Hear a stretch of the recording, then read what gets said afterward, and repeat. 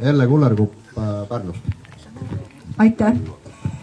Mina tahan tänada kõiki teid inimesi, kes te olete julged, kes te ei karda repressioone ja ei karda meie politseid ja olete julgenud täna siia kohale tulla ja mälestada ja tunnistada meie Eesti ajalugu.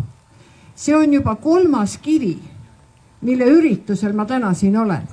No kuulge, kaua võib Eesti ajalugu ja Eesti meeste vaprust pühkida liiva alla? Kaua võib?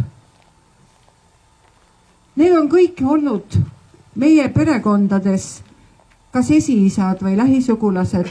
Mina kui Kulaku lapselaps ja küüditatute suguvõsa järeltulija tunnen oma südames, et ennem ei saa rahuneda, kui see ajaloo lõik on Eesti rahva ja riigi avalikes tunnustamistes, tunnistamistes lõpetatud. See ei saa kesta nii, et me iga 5 aasta pärast teeme jälle uue kivi, mis meilt ära võetakse ja öeldakse, et pole olnud ja see on vaenulik. Ka 20 aastat tagasi tuli Ameerika saatkonnast ju soovitus Partsile. Soovitus. Aga meie riigijuhid tänase päevani ei võta ei Brüsseli soovitusi, ei Ameerika saatkonna soovitusi kui soovitusi, vaid orjameelsusega lähevad kõike saksa täpsuse ja korraga seda ellu viima. See ei ole normaalne, mis toimub meie oma maal, meie oma rahvaga.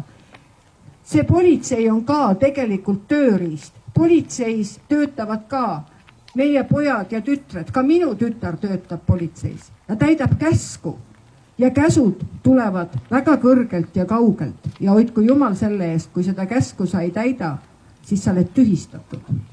Ka meie oleme võib-olla tühistatud, aga me ei karda. Ja ma soovin kõigile tervist ja jõudu, mitte karta, sest tõde, õiglus ja valgus võidab alati. Aitäh teile, kes te siia tulite.